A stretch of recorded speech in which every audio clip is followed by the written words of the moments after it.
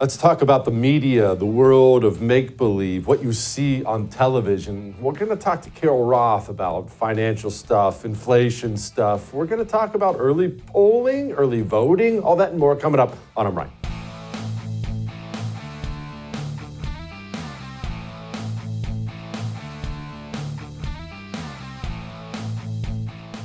Let's talk about the bubble, the media bubble. In fact, it goes beyond the media. The media is just the main creator of the bubble. Let's discuss something we've talked about before on this show, the world of make-believe American Democrats live in. And maybe you're just sitting there thinking I'm once again calling all Democrats insane. And you would be correct, I am. But let's discuss what I mean by that. What does insanity mean? What am I talking about? I'm not talking about policy disagreements actually at all. Taxes or spending or abortion or border. I'm not discussing that at all. I'm talking about what the media does and what the American Democrat believes. You see, I could go down a long list of things that you already know, things we've talked about before on the show. How many Democrats believe that Donald Trump colluded with Russia to win the 2016 election? If you look at the polling numbers, most of them. Most Democrats believe that. How many Democrats believe, we'll set Trump aside for a moment, how many Democrats believe the COVID-19 vaccine stopped the spread or slowed the spread of the virus to this day? How many believe it? If you look at the polling numbers, most of them do. How many Democrats believe Donald Trump called neo-Nazis at Charlottesville very fine people? Do keep in mind, we've played it for you before, I'm not going to play it right now. What Donald Trump actually said, which was not that, is on camera. It's on camera. Right now, anyone, Republican, Democrat, Independent, anyone with an internet connection of any kind can pull up their phone and watch a video. I could pull it up for you right now, I'm not going to, of what Donald Trump actually said. So we're not talking about a he said, she said situation. There's video of what he said. And if you look at the polling numbers, most Democrats believe Donald Trump said Nazis were very fine people. Well, none of those things are true. And it's not like they're kind of true, right? It's not like we're dealing with gray areas. Well, it's a manipulation. Those are black and white lies. Yet American Democrats believe that. And that's the challenge for you and the challenge for me. How do we share a country? Because we do have to share this country, at least for now. How do we effectively share a country with people who are insane? They are insane by any definition of the word. If I believed I can fly and I can't fly, and I went on top of a building and jumped off, you would say, Jesse's insane. He believes something that is just factually incorrect. He's insane. American Democrats are insane. And why are they insane? They're insane because the media has created that world for them. So if you don't ever break free of the traditional news sources, the New York Times, CNN, any of these things, if you never break out of that and seek alternative media information, you're insane because they're trying to make you insane. Here's actually a good example. Remember, Trump just gave this speech at Madison Square Garden, and there's this comedian who's hilarious. I love Tony. Comedian gets up and drops a joke about Puerto Rico, which I thought was freaking hilarious. There's a lot going on. Like, I don't know if you guys know this, but there's literally a floating island of garbage in the middle of the ocean right now. Yeah. I think it's called Puerto Rico. Okay. All right. Okay. We're getting there. Okay, that's funny. Everyone knows the cultural race jokes, religious jokes like that. They're extra offensive. That's what makes them extra funny. That was hilarious. Puerto Rico is also, I should note, famous for its trash problem. This is nothing new. They have a garbage problem. They just don't know what to do with it. It piles up there. They have a garbage. Setting that aside, it was a joke. And you didn't care. You don't know a single person in your personal life who cared. Puerto Ricans don't care. I'm friends with a bunch of Puerto Ricans from the Marine Corps. We were all texting about it. We were all laughing. Everyone thought it was funny. It was funny. But the American media recognized an opportunity to create a world of make-believe. To continue, I shouldn't say create, to continue to build this world of make-believe. The headlines are the best. This one's from the New York Times. Anger at Trump is shaping the race. What anger? Puerto Rican anger. The Puerto Ricans are so up in arms, it's reshaping the race. No one cares about a stupid joke at the Madison Square Garden. The media is having you believe it's reshaping the race. This is from Politico. This might be my favorite one. Politico says the Puerto Rico joke, the fallout is, quote, spreading like wildfire. That's what the headline, spreading like wildfire. And if you read the article at all, it's like 2 paragraphs in, you'll find that quote is from a Democrat official, an official in the local Democrat Party. Politico ran down to the local Democrat Party.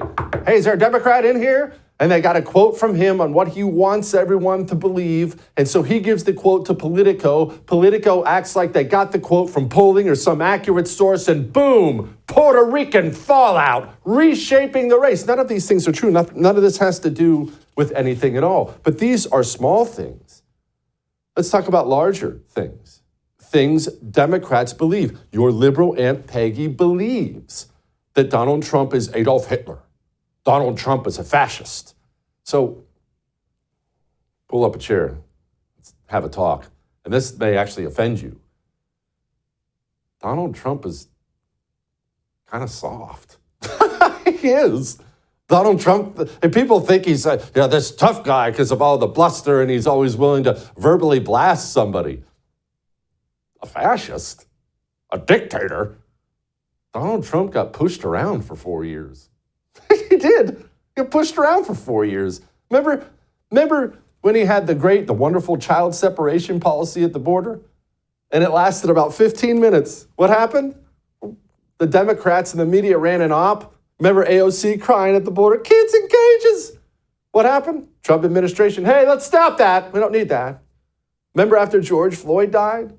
And again, the communists ran an op trying to destroy cities, let criminals out of jail, and wipe out police departments. Very successful op. Donald Trump held a law enforcement roundtable. We need to dig into the problem.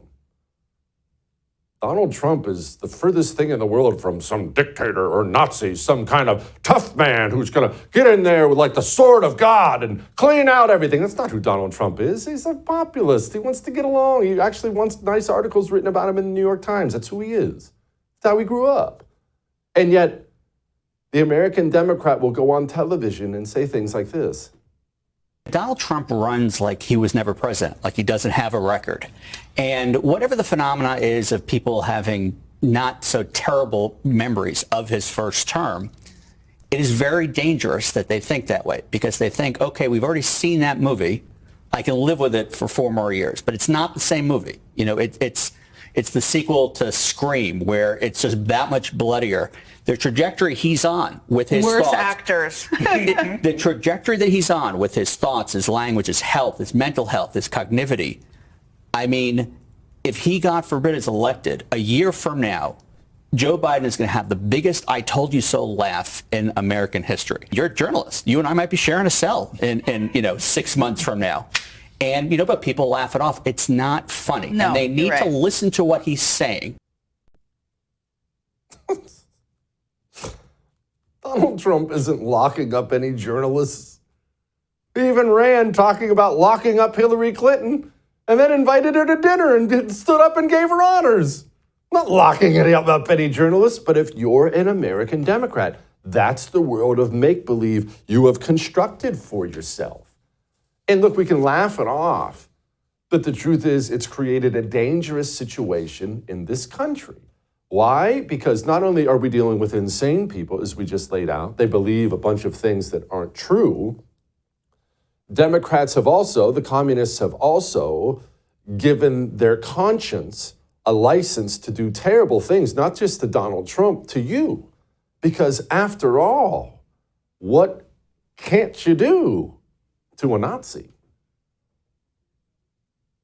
In 1939, more than 20,000 supporters of a different fascist leader, Adolf Hitler, packed the garden for a so-called pro-America rally. A rally where speakers voiced anti-Semitic rhetoric from a stage draped with Nazi banners. Now, Against that backdrop of history, Donald Trump, the man who has threatened to use the military against opponents he calls enemies from within, who has threatened to use the troops to quell what he says are lawless cities, and to use those troops to carry out mass deportations of immigrants, is once again turning Madison Square Garden into a staging ground for extremism. Donald Trump's got this big rally going at Madison Square Garden. There's a direct parallel to a big rally that happened in the mid-1930s at Madison Square Garden. And don't think that he doesn't know for 1 second exactly what they're doing there. Trump actually reenacting the Madison Square Garden rally in 1939. Adolf Hitler was interviewed, and I'm quoting from his article where he was interviewed. He said, "Therefore I say America is for Americans." Stephen Miller took the stage on Sunday evening, and he said, "America is for Americans." He is parroting the exact words of Adolf Hitler at a rally for somebody who's running for president of the United States.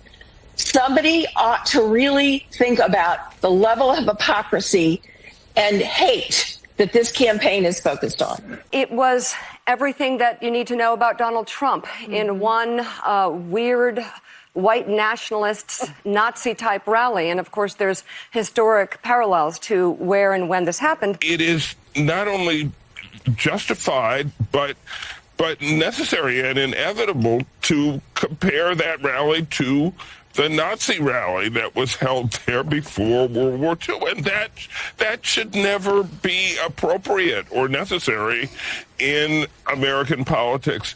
And yet it is. That's why the American Democrats think they're fighting against Nazis. And they, of course, don't see any problem calling everybody Nazis. It's like the worst thing you can call someone, but they've done it for so long that it's just part of their language. I did enjoy my friend Ryan Gerdusky. He used to be a contributor on CNN. I say used to be because last night he was, of course, being called a Nazi by this loser Mehdi Hassan, and Ryan gave him a little jab back, which gave me a nice little snicker. If you don't want to be called Nazis, stop doing it. You're called an anti-Semite. You've been called an anti-Semite more than anyone else's table. Yeah. And people will sit there and, no, by me. I never called you an anti-Semite. Okay. I mean, I'm not sitting here saying I'm a supporter of the Palestinians, so I'm used to it. Yeah, I hope your beeper doesn't go off. The thing is that... you just say I should die? You should not. No, Did you just say I should be killed? No, I did not say that. No, I did not say that. Hold on. Did your guest just say I should be killed on live TV? I said I hope you don't... Let me just stop. You said you hope my beeper doesn't go off. Because you said I'm a big supporter of the Palestinians. Of Hamas? Guys, let me just stop. Palestinians. Are you? Am I what? No, of course I'm not. I apologize. Are you a racist, violent person inciting violence against Ryan, that's disgusting. That is completely. I apologize. Good job, CNN. Let's have first block say the Muslim guy should be blown up. I apologize. On TV. Don't say then I apologize. You literally. I thought he said Hamas. And it was announced, I believe last night, that Ryan will not be invited back. You can't have dissenting voices. You can't have anyone punch back. If you have anyone who's even remotely intelligent, they just kick them out. That's why, I mean, look, I called exactly this. I told everyone what was going to happen to Ryan last week. I kid you not. I love how she cut him off. I love watching Ryan Gerdusky's star rise. I'm not surprised in the least that I'm about 100% sure he's going to get fired from being on these CNN panels if he keeps abusing all these crazy libs the way he's been. All that may have made you uncomfortable, but the Oracle was right again. All right, quit. Speaking of the world of make-believe, Carol Roth is going to join us. Let's talk about our economy. It's not good. Before we talk to Carol Roth, let's talk about the best documentary I've ever seen. It's honestly, for political documentaries, I don't think I've ever laughed at a political documentary. Am I Racist had me in stitches. Watching Matt Walsh abuse these DEI losers is just so great. And your entire family can watch it. Highly recommend it. But to watch it, you have to become a Daily Wire Plus subscriber. The good news is you can get 35% off. Here's what you have to do. dailywire.com/subscribe, and you use the code DEI. dailywire.com/subscribe. All right? We'll be back with Carol Roth.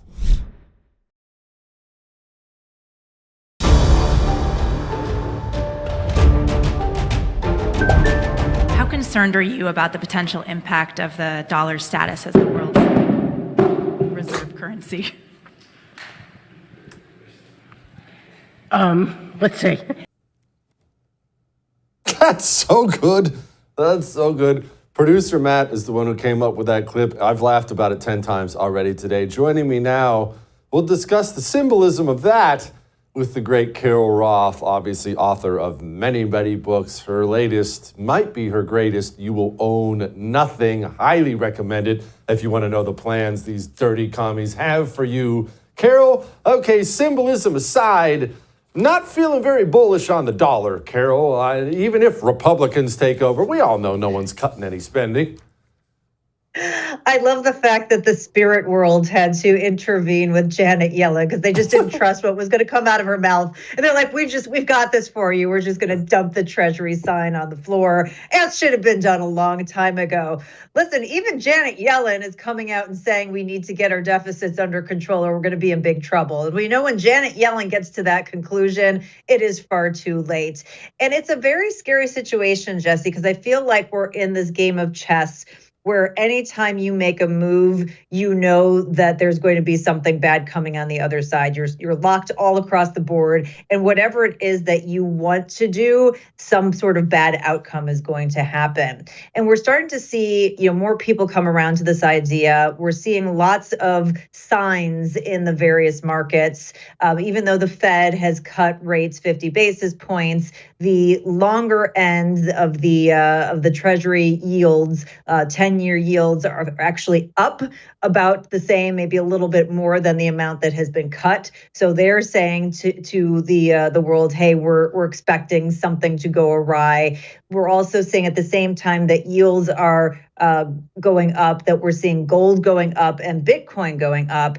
And usually there's a trade-off because, for something like Bitcoin or gold, you're not getting a yield on it. So usually when yields are going up, there's some sort of a trade-off. So the fact that these are all moving together, basically people are very worried about what is going to happen economically ahead. And this is not a weigh-in on the election. Certainly one choice is going to be worse and more rapid than the other, but they're saying that no matter who is in charge, we're worried about bad things happening. And really the most likely outcome, as we've discussed before, is it means bad things that are going to happen to your purchasing power.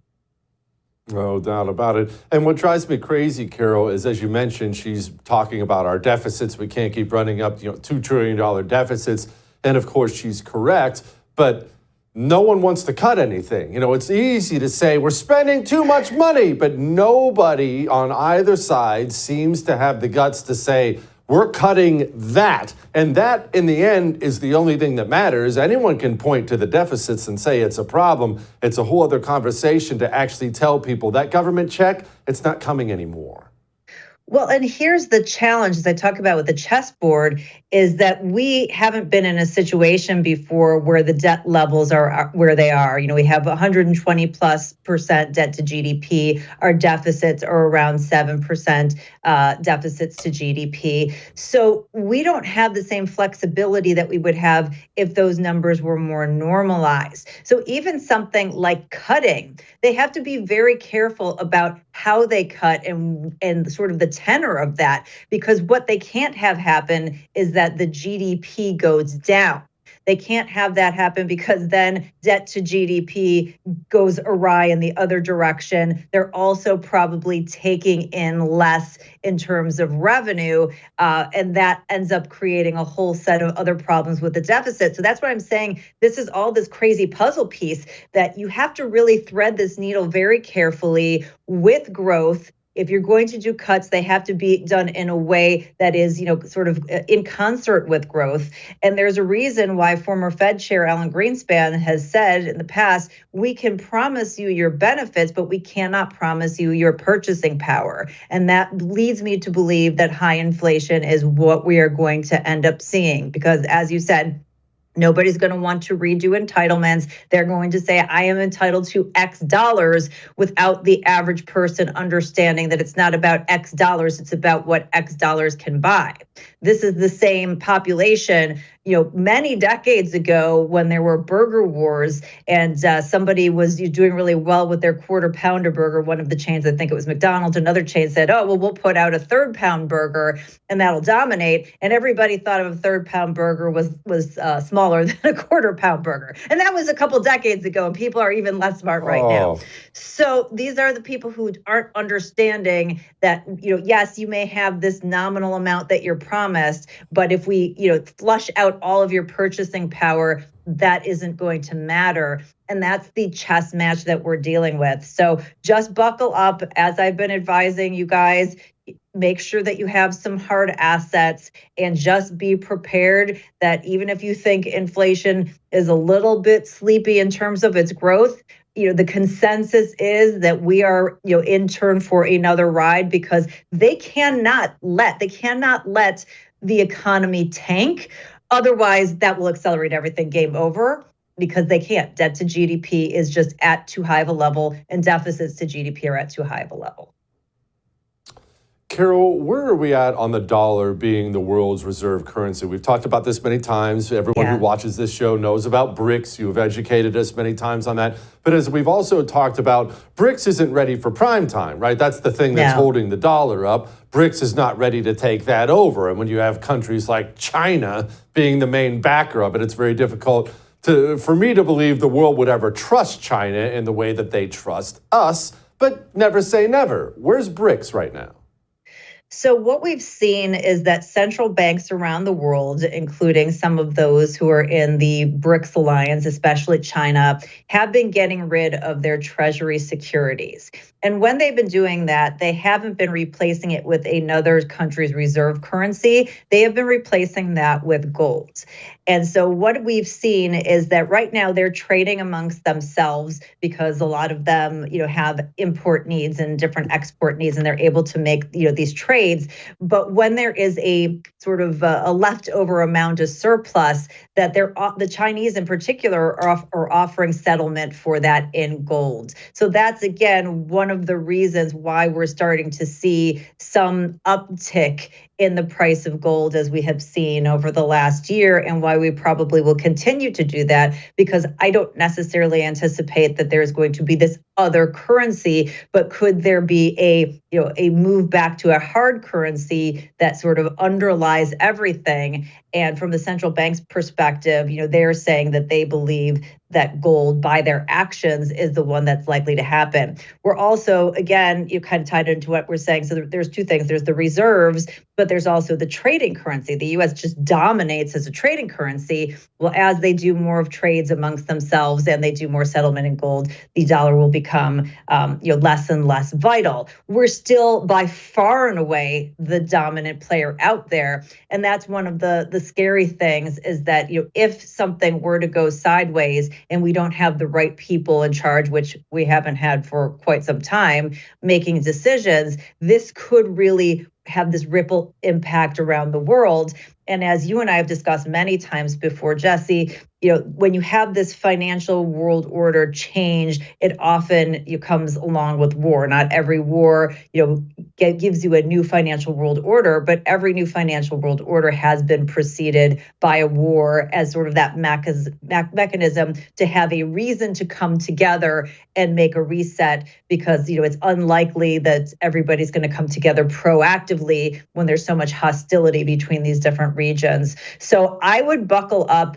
The scene has been set. No matter what happens, no matter who gets in, that there are some very scary things coming down the pike. So button yourself down, do whatever you can to make sure that you have your financial situation, your financial house in order, because it is very likely that things are going to be getting uglier sooner than later, unfortunately.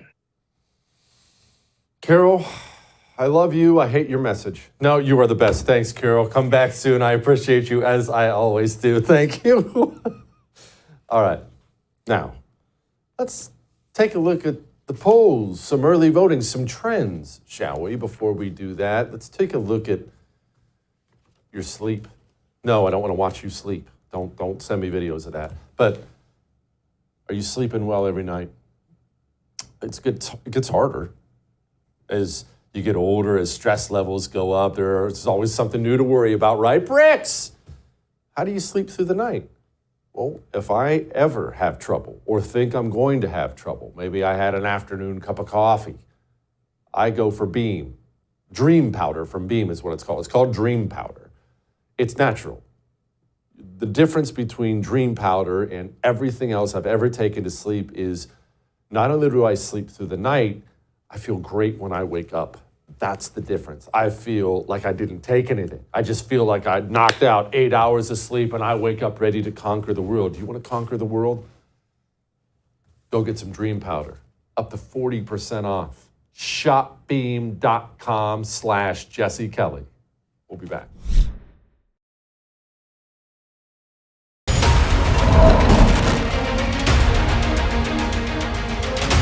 Election day.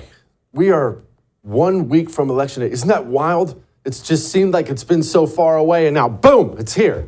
And we have not had a pollster on this show since forever, because honestly, you can make a poll say whatever you want it to say, but polling trends do matter. You know, one poll is a snapshot and can be manipulated. Trends don't lie, though.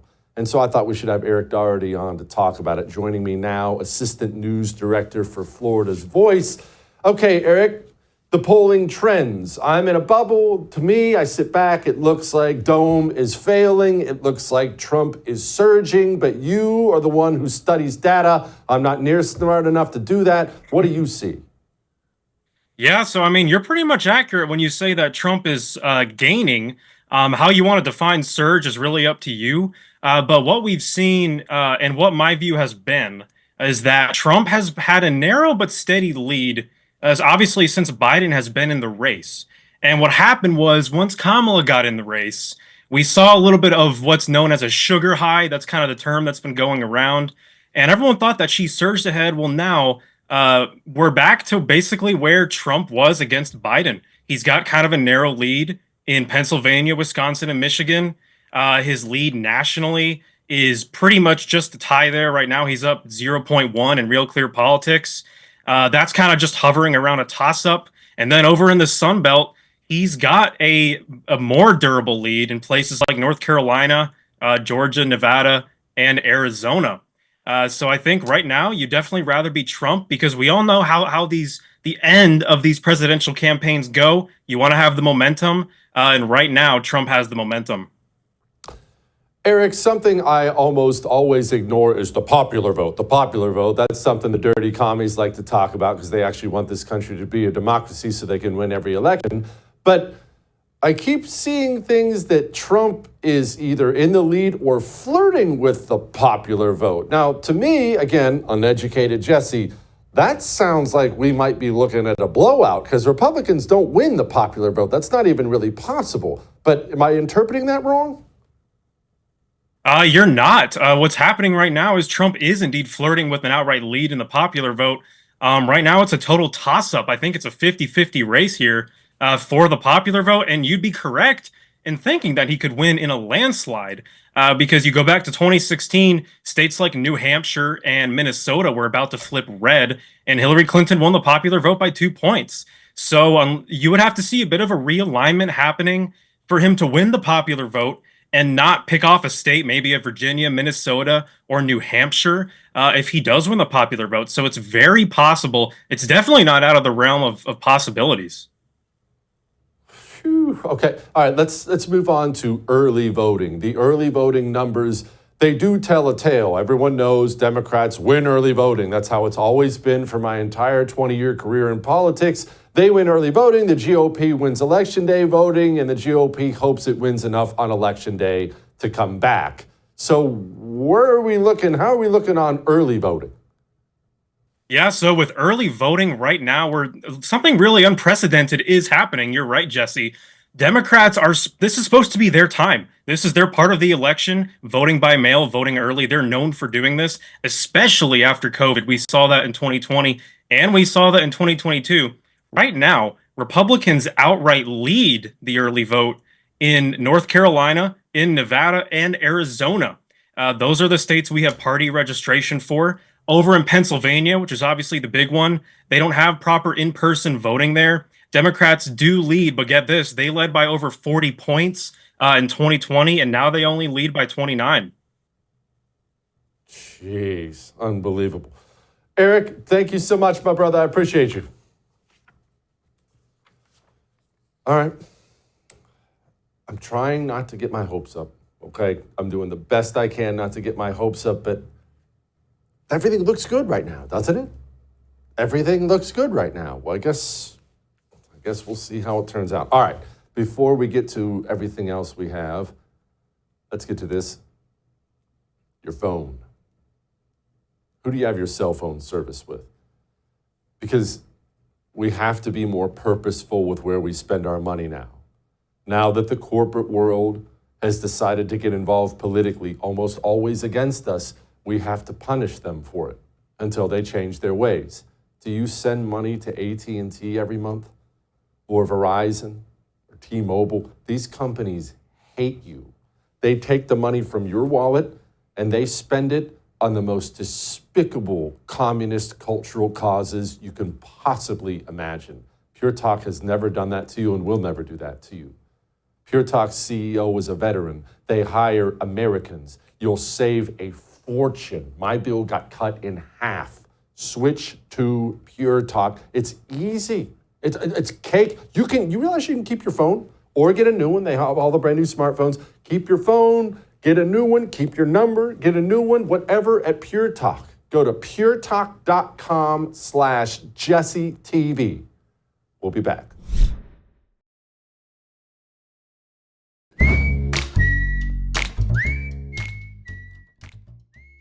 It feels like, by the way, we're doing a Light in the Mood. It feels like the GOP is changing.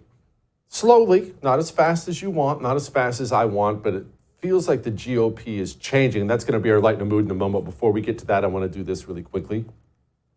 I want you to subscribe. Do me a favor and subscribe to my YouTube channel. We're starting to put more things on YouTube channels, debate night, random thoughts I have. How do you do that? Well, this is the smartphone era now. It's beautiful. Take your little phone, open up the camera, and scan that QR code you see on the screen. It'll take you right there. Subscribe to it. Then you get more me. What's better than that? Go, subscribe. All right, let's do Light in the Mood. You know that Puerto Rican joke we talked about in the opening of the show? It's a funny joke. The Puerto Rican joke, of course, the media is trying to make it a thing. Always offended on behalf of somebody. You can't say anything insensitive. J.D. Vance is not just a senator anymore, just a senator. A senator is a big deal. He's not a senator anymore. He's the VP candidate, and if things go well, a week from now, he will be the vice president of the United States of America. And traditionally, that's when GOP candidates lose the very last bit of testosterone in their body, and they grab their ankles every single time the media approaches them with something. Maybe, just maybe, things are changing.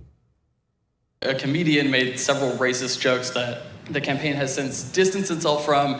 Another speaker called Kamala Harris the Antichrist. Another called her the devil. You've talked before about former President Trump being able to unite the country. I'm curious, as we are entering this last stretch of campaigning, this final week, is that the right tone to have started this final 8 days with? The way that we unite the country is to talk about the issues the American people care the most about. And what we're doing over the next 8 days is we're laser focused on how we're going to close the border, how we're going to make American lives more affordable again, how we're going to bring down the cost of housing. That's what we should be talking. I think a lot of Americans are sick of the distractions and sick of the BS. They want our candidates to talk about how they're going to solve the people's problems. And that's what we ought to do. I think that it's telling that Kamala Harris's closing message is essentially that all of Donald Trump's voters are Nazis and you should get really pissed off about a comedian telling a joke. That is not the message of a winning campaign. I'm not going to comment on the specifics of the joke, but I think that we have to stop getting so offended at every little thing in the United States of America. I'm so over it. Our country was built by frontiersmen who conquered the wilderness. We are not going to We're not going to restore the greatness of American civilization if we get offended at every little thing. Let's have a sense of humor and let's have a little fun and let's go win in 8 days. God bless you all. Thank you. J.D. Vance, you know how hard I am on politicians on every side. Dude is impressive. I'll see you tomorrow. I would thank you for coming to my YouTube channel, but I know how brilliant it is, and I know you love it here. So subscribe and watch. We're going to start really ramping things up and putting some funny stuff, some interesting stuff out there, some collaborations. Either way, my YouTube channel is officially the place to be. So stick around.